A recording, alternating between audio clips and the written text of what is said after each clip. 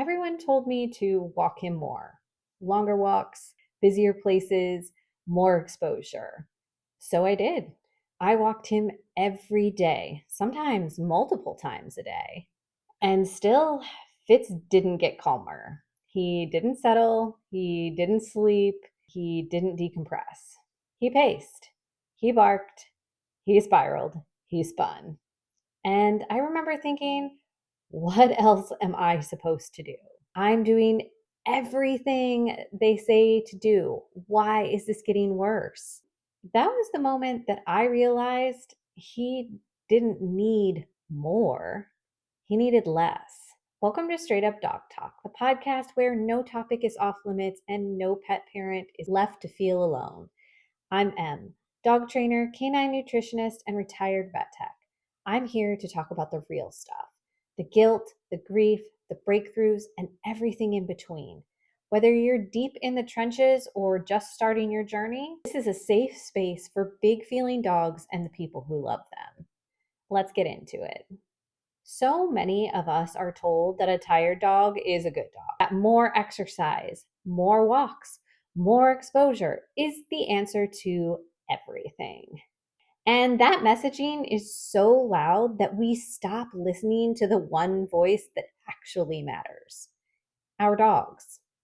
I want to talk about this because I know what it feels like to be following the right advice and still feel like you're drowning. Still having a dog who can't settle.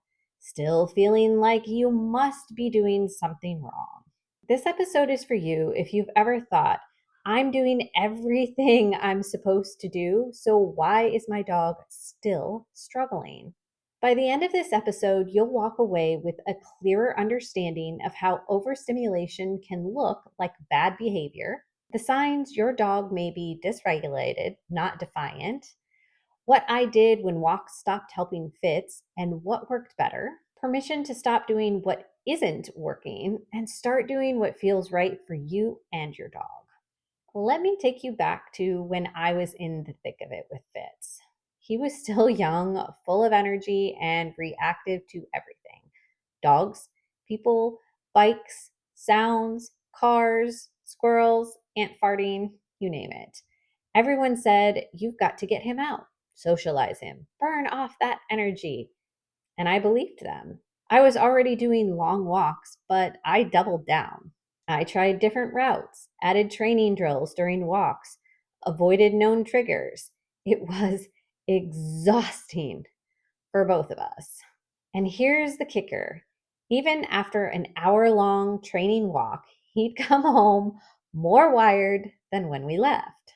He would stare at the apartment door and pace in front of the door and up and down the apartment hallway, panting even after water and downtime. And his eyes, they looked wild. I don't say that lightly. I've worked with a lot of animals over 30 years, and I know what panic looks like. This wasn't a dog who needed more. This was a dog who had no idea how to turn his off switch on and rest, who never felt safe enough to stop scanning, who didn't have the capacity to regulate on his own. And the heartbreaking part is that I didn't realize it for a long time because no one ever told me that too much exposure, too much stimulation, and too much activity can actually make reactivity worse.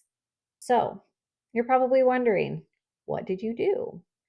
Well, first of all, we stopped walking. Not forever, but for long enough to breathe and get back on kilter.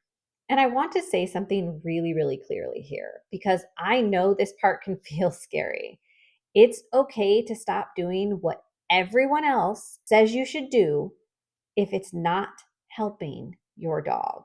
Instead of walks, we focused on creating peaceful, structured, and an enriching environment at home. Here's what that looked like for us. First, predictable routines, meals at the same time, doors closed when we needed a break or to condense the space that we were allowed to be in, scent games, tossing treats around the room, hiding food in boxes, letting him sniff for 10 minutes in the yard, window blocking. Window film changed everything. The moment he stopped being visually flooded, his nervous system had a chance to recover.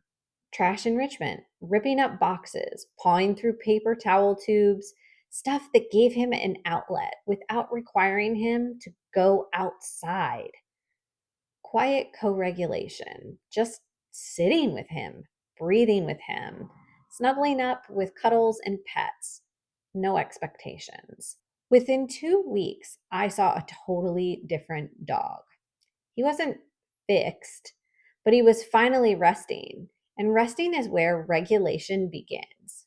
We started to see real progress because we removed the pressure on both of us. And later on, when we did reintroduce walks, we did it intentionally. Not every day, not for miles, just little low pressure moments that fit his window of tolerance. And we worked up to that level of tolerance.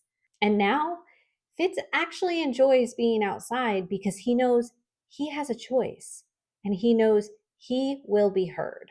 I want you to know that you're not alone in this. So many people are out here chasing more, more, more because that's what they've been told to do. That's what they've been told is right. That's what they've been told will help their dog. But your dog might not need more exposure, they might need relief. And if that's where you are right now, this isn't a failure, it's a turning point. If you're looking for ways to support your dog without walks, I've got a free enrichment guide that's saved on my Instagram and on my website. It's under free resources on Instagram and it's on our nutrition and enrichment page on our website. It's full of no walk, low pressure activities that you can do today, ones that will actually help your dog regulate instead of ramping up. If this episode resonated, I'd love to hear from you. Send me a DM, send me an email at straightupdogtalk@gmail.com, or share this episode with a friend. Leave us a review on your favorite platform. We're building a community of pet parents who trust their instincts and love their dogs enough to do things differently. I'll see you next time on Straight Up Dog Talk.